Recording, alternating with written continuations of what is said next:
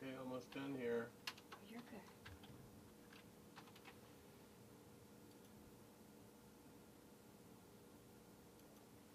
Mighty fine.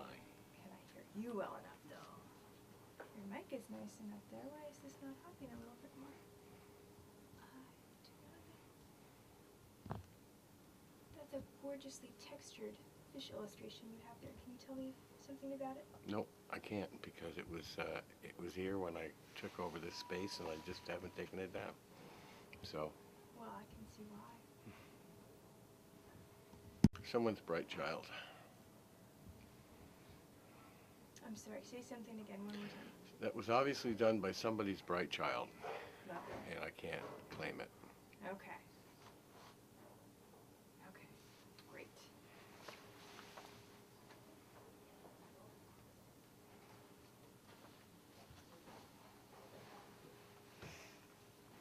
Okay. My cell phone is off. The release form is signed. We can get 1 minute of silence as we go. The extension cord is not bothering you. We have context. Sound works. No zebra bars.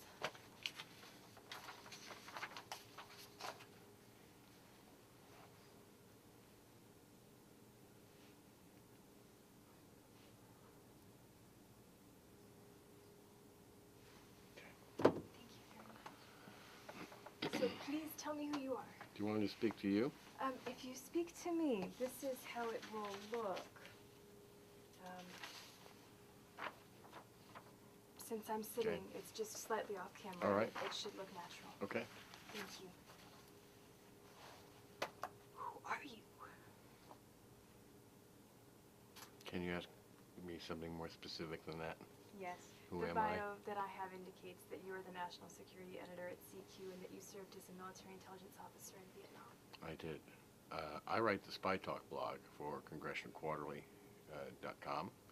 I got started in this racket years ago when I was an intelligence officer myself in Vietnam. And that gave me an inside look at sort of the clandestine world, the clandestine mentality. And ever since, that sort of informed my analysis of foreign policy, military affairs, and so on. And that's what I write about here, sort of an intelligence angle on foreign policy, military policy, and, of course, the CIA and the other 16 U.S. intelligence agencies. Tell me about your earliest experience with polygraphs as a military intelligence officer in Vietnam. My experience with that was really indirect. I really can't say anything about that because I didn't have any first. Well, I can talk about one example, which is not really about the polygraph, but I'll explain to you what happened. There came a time when I suspected that my principal agent, my main spy, a Vietnamese man, was working for some other intelligence service. But I didn't have any more information than that. So we put him on the polygraph, and we asked him the standard questions: are you loyal to the government of South Vietnam? And he said, yes, he was. And they got the squiggly lines on the paper that suggested he was not telling the truth. Then we asked him, are you a communist? And he said, no, I'm not. And that showed that he was telling the truth by his responses to that question. But as it turned out, he was not a communist, but he was not loyal to the government either. He was a member of a right-wing extremist party, and he was tilting the intelligence he was giving us to implicate his political enemies on the left, who were these Buddhists, as communists. So in fact, he was manipulating U.S. intelligence. And so the polygraph turned out to be not particularly useful in that regard. It was more, the point is that it was more our own analysis of him and our ability to read Vietnamese newspapers and magazines, to know something about the country, that led us to that analysis. It wasn't the polygraph that uncovered him. Can you assess the effect then at all, and I don't know if you're comfortable doing this, but of the polygraph on morale in a war zone? Because you had written about another case in which the polygraph threw an agent's loyalty into question, and this was in Vietnam, and he was actually killed as a result of the polygraph result. No, he wasn't. Okay, I misread. If you're talking about the case I wrote about in my book, that's something entirely different. You have to refresh my memory if you're talking about something else. Well, we can come back to that, or I can dig He it was up. killed because he was polygraphed, and it was inconclusive. But the point was that they interrogated him for days upon days upon days, and he never admitted to being a double agent. But then they decided they'd interrogated him for so long that he certainly wouldn't be loyal anymore. In fact, he might be so turned off that he would go to the communist side. So these Green Berets took him out in a boat, shot him in the head, and dumped him overboard. And that was the end of him. The Green Berets involved in that case, by the way, were indicted for murder in the military system. They never did stand trial, but they were indicted for murder. That's fascinating. Thank you for clarifying that. Do you have any thoughts then on the use of GSR in Afghanistan and these sort of polygraph-like uses in war zones now? I think first of all, the effectiveness of polygraphs depends almost entirely upon the polygraph operator and how skilled he is and how knowledgeable or she is and how knowledgeable about the context, the environs, the country, the language, and so on. If a polygraph operator is asking questions through an interpreter, it becomes very, very difficult. It doesn't mean that the results are automatically invalid, but it's one more removed from the interrogation, and any interrogator will tell you that an ability to read the subject and be able to respond to the subject very, very quickly and knowledgeably is the key to a successful interrogation. That's the way you crack a subject, is through skillful reading of the person and reeling back false information to the person and saying, we know that that's false because we know this and you've told us that. So the polygraph operators are very important here. And the farther the polygraph operator is removed from the questioning of the subject, or the interrogator is removed, the more difficult it is to obtain any kind of valid result. And this is a problem that exists on top of a technology whose science is dubious at best. Yeah, this gets into a debate that's almost tangential and almost out of the scope of this project, but we have World War II veterans who debriefed and interrogated German prisoners of war, and often they describe just eating with these men and treating them with basic decency and getting great information without playing any games. Well, there's a lot of games that go on in an interrogation. It's like a chess game. A skillful interrogator. First of all, you already have a coercion because you've got this person in a captured, controlled environment, and he's not going anywhere.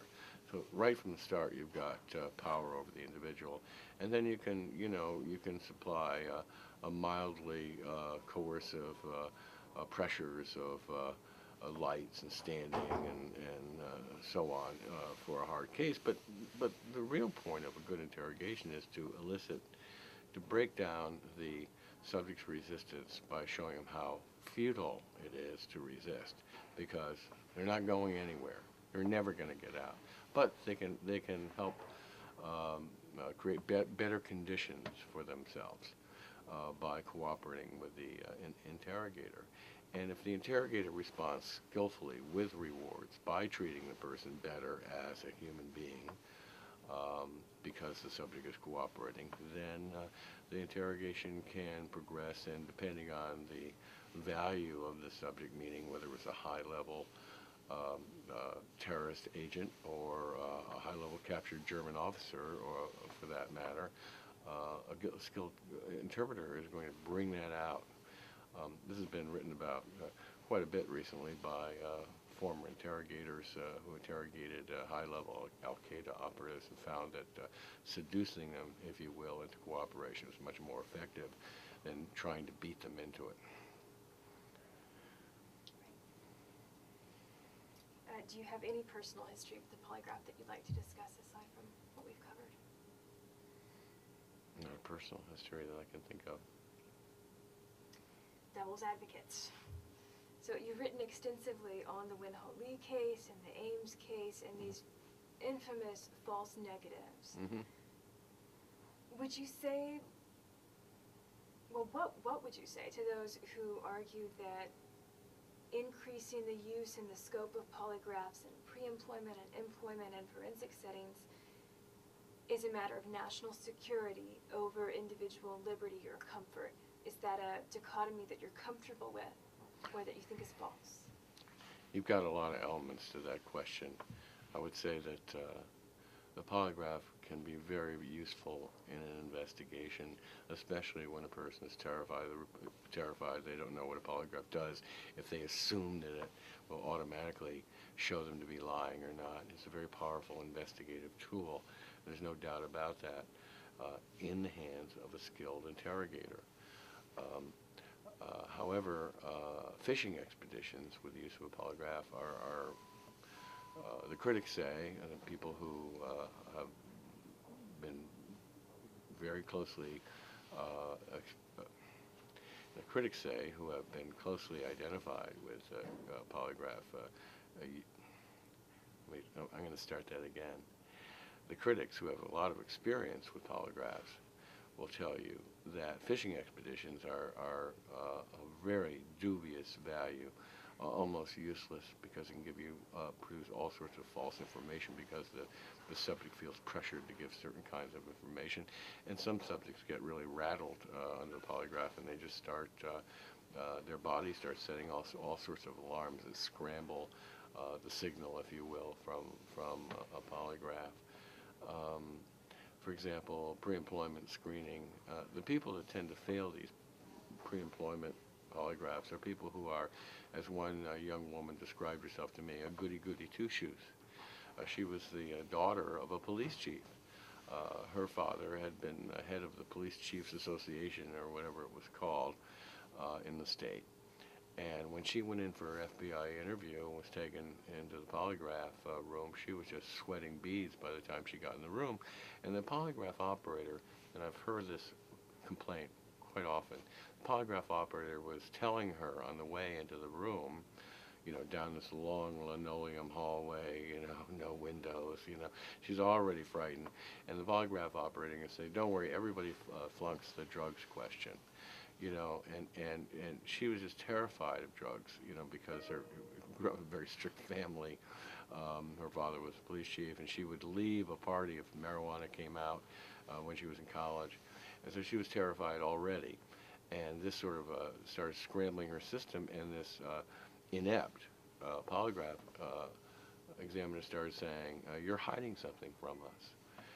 And began to even question her loyalty to the United States, and telling her that the test was showing that she had been associated with a hostile foreign intelligence agency and so on. So she flunked the polygraph. Interesting thing is she went on to work for CIA, which had, I guess, a better,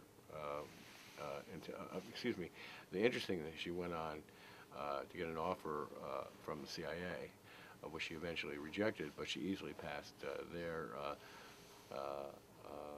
polygraph exam, possibly having nothing to do with the organization per se, but it was a more skillful polygraph operator. But there are many people who have been rejected for employment by CIA who tell very similar tales, that the polygrapher becomes convinced that they've done something wrong, that there's something not right in their answers, and starts to burrow in, and it's like a Kafkaesque kind of nightmare. There's no way out.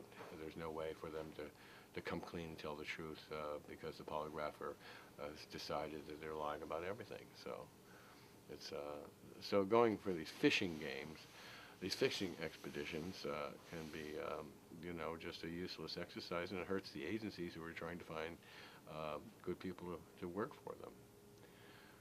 say more about that. How does it hurt the agencies that use it? Well, often the cleanest, if you will, the most studious, the A students, the most dedicated, the most patriotic individuals are the ones that get weeded out in their exam because they're the most nervous, because they've never been accused of doing anything wrong. They've always been in the National Honor Society.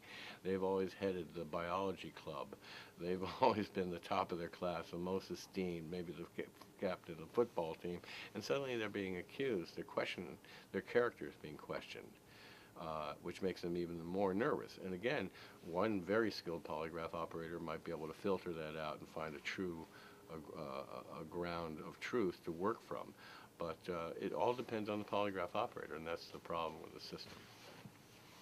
So in terms of there being... Excuse me, I gotta itch my nose. You're fine. You know, everything it's so easy to edit. Right. You need to start again or Right. pause or anything. It's really, I appreciate your time. Okay. So in terms of quality control, in terms of creating standards, you wrote recently on how there are none. There are no enforceable quality control standards across agencies. And you would think that a forensics tool would have a standard. I just have to say this as an aside and not for use, is that because I haven't written about polygraphs lately, that I think there was a move afoot to bring in some independent auditing. You're probably more up on that than I am, but you should check it out. Is that there was some move afoot to bring in a third party and audit the situations, the same as in the FBI crime lab, which had no outside auditing, one of the very few scientific labs in the world that did not, and now they do because of so many abuses in the FBI crime lab, manipulation of data and so on. So I think the polygraph world, I think, has done something like that, but I'm not sure. I think you should just check that out. Thank you, I will. So the other main polygraph proponent argument, other than the national security against individual liberty dichotomy, is that this is the best independent credibility assessment tool we have. So the perfect is the enemy of the good, right? If you take this away, it gets us some good information that would hurt the aggregate interest more than it would help. I think some critics will say that over-reliance on the polygraph is a result of a cost. It's a lot easier, it's a lot cheaper to interrogate a potential employee with a polygraph rather than to do a very thorough and time-consuming background investigation. And a good background investigation for, say, a top-secret clearance, which I once held, is quite thorough. And they find the slightest scintilla of negative information in your background, and they really, really dig into it. I mean, that happened to me when I was getting my top secret clearance. Suddenly, an investigator came to me and says, "We have a problem." And I said, "What's the problem?" And he said, "Well, I interviewed Mr. Sugarman. Do you remember him, the shoe store in Hyannis, Massachusetts, that you worked for in your junior year of high school?" I said, "Yes." He said, "Well, he said he fired you." And I said, "Well, it didn't work out, so I left." And I said, he didn't charge me with dishonesty or anything. He said, "No," he said, he fired you because you weren't any good with women's shoes." but that was enough of derogatory information in my file for the investigator to dig into that and ask me some more questions about it before I was issued my top secret clearance. And it's true, I wasn't really any good in women's shoes, and I haven't tried to go back to that line of work since then. What a pity. Yeah, the shoe world's lost. Really? So it doesn't sound like, I mean, it sounds like it's a cost issue. Is there also a truth issue? Is the polygraph the best independent credibility assessment tool that we have short of an in-depth background investigation? Well, again, if we're talking about pre-employment polygraphs, it's clearly a cost issue. And of course they believe in it. There's a very powerful polygraph lobby, if you will, training institute at the Pentagon. There's a lot of polygraphs out there. Polygraphers making a living after they leave the military or the government. They go out and they put out a shingle and they advertise themselves as skilled polygraphers, and they'd be out of business if there was any question, you know, if these polygraphs methodology were seriously questioned. So there's a big economic or financial incentive for believing in the polygraph, for keeping this going, this use of the polygraph in these ways. And again, I'm not saying it's not. I'm not saying it's not a useful tool in an investigation. It is, but just, you know, trying to say, put somebody on the box and say, well, they're telling the truth or not, when you're just fishing for information I think the critics are onto something when they say this is not very effective. The other place it's been used, tested and shown to be wanting is in a national security investigation when investigators are looking for leaks, for example. Now, a leak investigation has been called a fool's errand because there's any number of people who could be leaking a classified document, and it wouldn't be anyone who would be suspected. For example, the late investigative columnist Jack Anderson once had a source who operated a photocopy shop across from the White House, and the person would be copying the White House would bring sensitive documents outside the White House to have them copied, you know, photocopied at the shop, and this guy was very anti-Nixon, so he would be slipping Jack Anderson these documents. Meanwhile, the White House would be turning itself inside out, trying to find the officials who handled these documents and might have talked to a reporter. And the polygraph would be, you know, the polygraph investigation would be focused on, did you talk to a reporter, you know, and who have you talked to, and so on. Again, the polygraph can be a bad substitute for an intelligent investigation. I also wrote once of a study that the National Security Agency did about the use of a polygraph in trying to find a mole, the Soviet mole inside the government. And what it did is it set out a game in which, say, 27 out of 30 people were to be innocent and 3 would be guilty in this game. And it turned out that the polygraphers couldn't tell the guilty from the innocent in this game. And I wrote about that in a New York Times piece several years ago. So again, that was a fishing expedition trying to find a mole when the investigators didn't have any facts to go with. So the use of the polygraph is effective when you already know a lot about, say, a murder case, or you already know a lot about a subject, so that you can use the polygraph to check facts that you already know and against what the subject of the polygraph is saying. But when you're just using it as a fishing expedition, it can give you all sorts of false negatives and positives. So, and that's what the problem is. Okay, and what about that national security individual liberty opposition? Do you buy it? I'm not sure what you're saying. If the polygraph has a 39% margin of error, or even if it has a 90% margin of error, and that means that in pre-employment and governmental employment, top secret, you know, just routine screenings, you know, Steven Feinberg had a 2005 article, and he just did the math on how many people That's right. would be falsely accused and Sure. have their careers ruined, Right. and how many spies would not be caught. Or how many good potential employees have been pushed aside because they failed a polygraph, and that's a loss to the government. Yeah, I guess you'd call this collateral damage. I mean, let's say you're using airstrikes, predator strikes, to go after al-Qaeda operatives in an Afghan village. And let's say you kill most of them with an airstrike, but you also kill 25 civilians in that village. Well, was that an effective airstrike? A lot of people say that's really hurting the war in Afghanistan and against al-Qaeda insurgents in Pakistan. So if you're not precise, you have a lot of collateral damage, and I think the same thing goes with a polygraph exam. If you have a 10, 15, 20% margin of error, then you're missing crooks. You're falsely accusing other people of being a crook or a liar, and that's damage. So as often as you suggest, it can ruin a person's career. So it's not the best best technology. It's not accurate enough. But does it serve national security interests in the big picture? Well, some people say it does.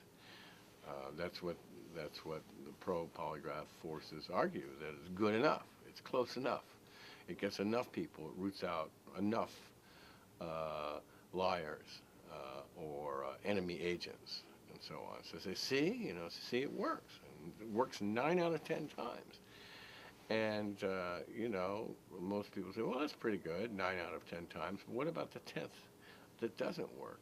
What's the damage done there? And you have to take a sort of a risk versus take analysis of this. And is the risk too much?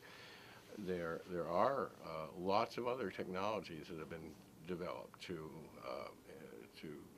sort of put the lie detector into the past. New lie detectors, if you will, that measure brain waves and so on, that apparently show some progress, maybe a higher degree of reliability. So those tools should be investigated and see if they're any better. And it's easy to test these things, actually. So, and including seeing if somebody can beat it. You can beat a polygraph. It's not as easy as some people say, I don't think, but it can be done by skilled people. And in fact, some of the most damaging Russian spies in our government beat the polygraph. And were able to go on and spy for the Russians for many more years because the polygraph did not trip them up. So what does that say about its efficiency? What does that say about national security? I think you really got some questions raised there. I haven't found evidence of any sort of systematic foreign intelligence organization having a countermeasure training program. It almost seems as though they don't take it seriously to the extent that they tell their agents, like Ames or the Cuban agents who defected in the 80s, don't sweat it. And that's their anti-polygraph strategy. Yeah, that's right. Don't sweat it is the best way to beat a polygraph, according to the Russians. And the Russians knew something about spying, didn't they? They were better at it than we were. In many cases. So don't sweat it is one of the ways you can beat a polygraph. And it speaks for itself. Have you come across any evidence of, foreign intelligence services having actual countermeasure training programs or anything like that? No, I've read, I have some anecdotal evidence about that. I think it's probably very personal. Spying is a very personal thing. There's a case officer in charge of an agent and so on. So a colleague back in Moscow is controlling someone here who's spying, and the essence of a successful spying operation is a very personal management where you empathize with the spy.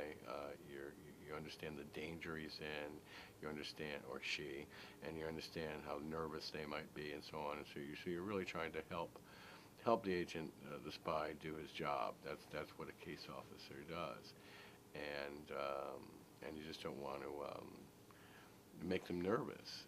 And it depends on the person. If the person says, "Geez, I'm gonna," someone who works at the Pentagon and is secretly working for the Cubans, let's say, which was a case a few years ago, and the person says, "I'm going to get polygraphed. What should I do?" And maybe the best advice for that person is, don't sweat it. Just relax. So they're not going to catch you.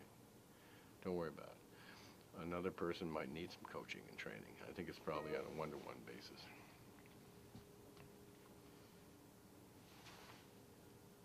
You've already touched on this a little bit, but I want to revisit it briefly. And this is in regards to industry and who profits from this. You've written a little bit about there being millions of dollars and thousands of government jobs invested in the protocol of polygraph testing. Mm-hmm. And I was just hoping to get you to say a little bit about that. Well, I was just talking about that, actually. Is that when you've got so many polygraphers at work, when the polygraph is more financially efficient than a long-term, deep background investigation, which requires agents to go out and knock on doors and talk to neighbors and former employers and so on. That's obviously very efficient. So the government has a built-in bias toward polygraph exams because they're more efficient and lengthy, or they might cut the time in a long time personal background investigation for a security clearance.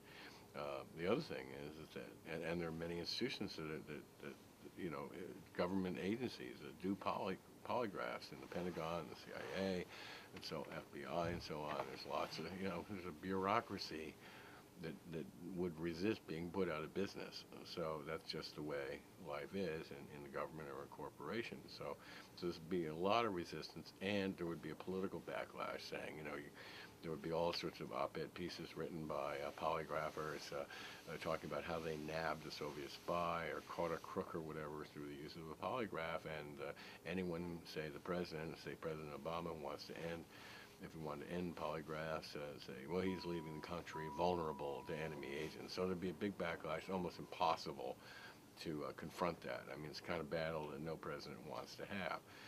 And secondly, you've got a huge financial interest of ex-polygraphers who've gone out into the private industry and hung up a shingle advertising themselves as skilled polygraphers. They work on divorce, they work for lawyers on divorce settlements, they work for corporations and corporate security investigations and so on.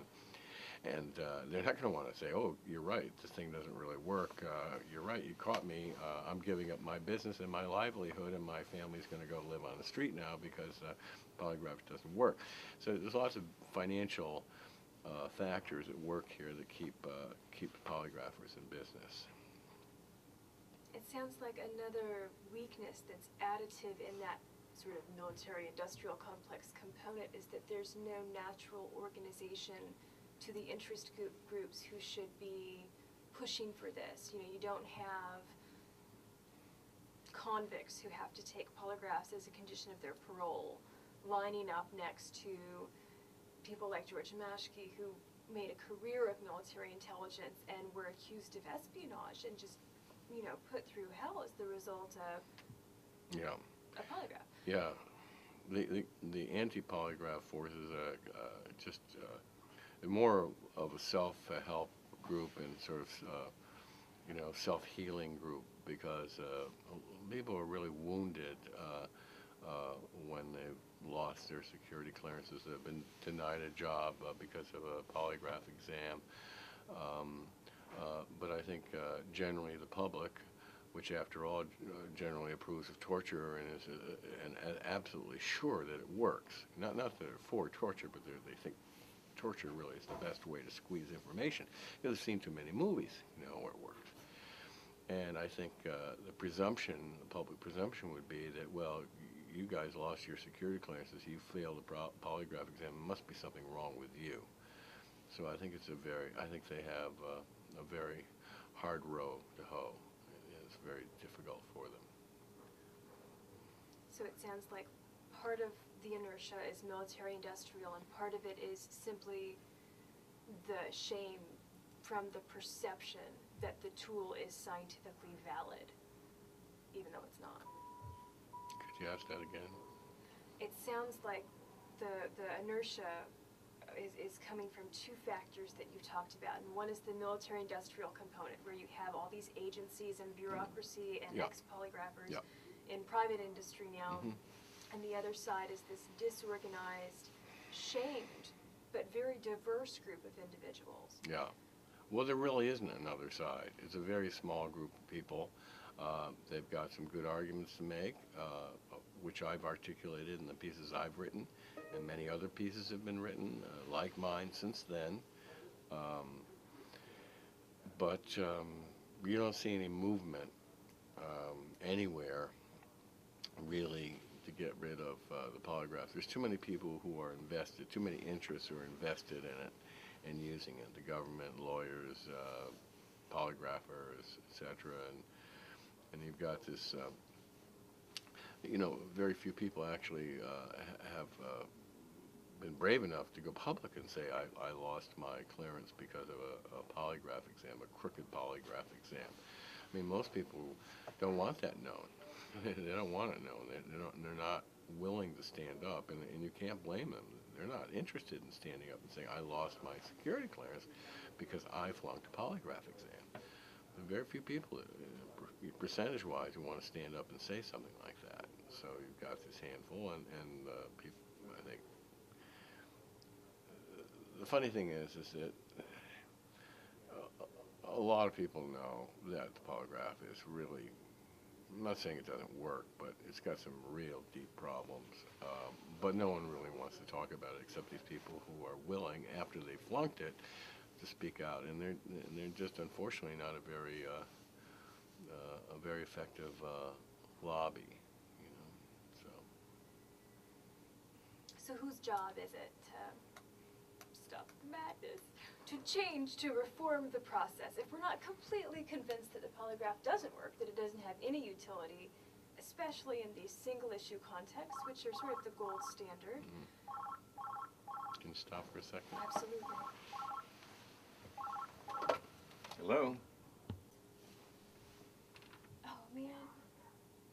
Your computer went off at some point, and I didn't notice it, and now it's back on. We'll do something with it. I can fix that. Is there a problem? Is it? It's because it went on hibernate automatically. Right, is that all right or no? It'll be fine. You know, I don't see why anybody would care, and I'm gonna do so much editing anyway because it's the nature of the beast. I like having my logo up there, actually. Yeah, that it fits in very nicely, and it's color coordinated with your logo too. Is this the last question? Yes. So in terms of How do we stop the madness? yeah, in terms of going up the chain of command. Well, or look, not. Control of the government resides in the hands of Congress. Congress is the overseer. If Congress wants to change something, they can change it. All they have to do, if they didn't like polygraphs, is to shut down the polygraph school, say, by refusing to fund it. Congress controls the money. So if Congress wants to end abuses like this, they can easily do it by defunding the Polygraph Institute or polygraph. They can direct in an appropriations bill that no money should be spent on polygraphs. So that's what could be done if Congress, in its wisdom, decided to do that. And Congress moves on its wisdom when there's enough of a popular uproar against something. But lots of programs go on without end that everyone knows are ineffective or counterproductive, but they go on anyway because they just don't move up the list of priorities, or there are too many countervailing interests for keeping a program going. I think there are probably studies, could be done, more studies. There have been members of Congress who are very interested in this and very critical, but there's not many, and so that's the way it is. All right. That was all I needed. I'm going to let it run to get a minute of silence. You can unclip, and I have a few more general questions for you. Okay. Unless there's anything else you'd like to talk about. Okay. Thank you so much. You're so welcome. So tell me about these Congress people, and who should I get in touch with next? Well, there was, that should pop up in your, you could just Google members of Congress opposed to polygraph. Mm-hmm. But there was a California congressman, was a former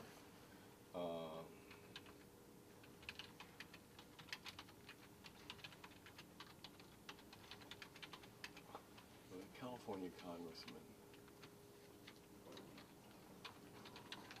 Drew Richardson could tell. I mean, they had a hearing in which he testified. He's awesome, but he has thought about running for Congress, and I don't know that he wants this. No, but he can tell you. He can give you that information though by who invited him to testify. Right. And whoever invited him to testify was against, yeah. Would have been dubious about polygraphs. Thank you.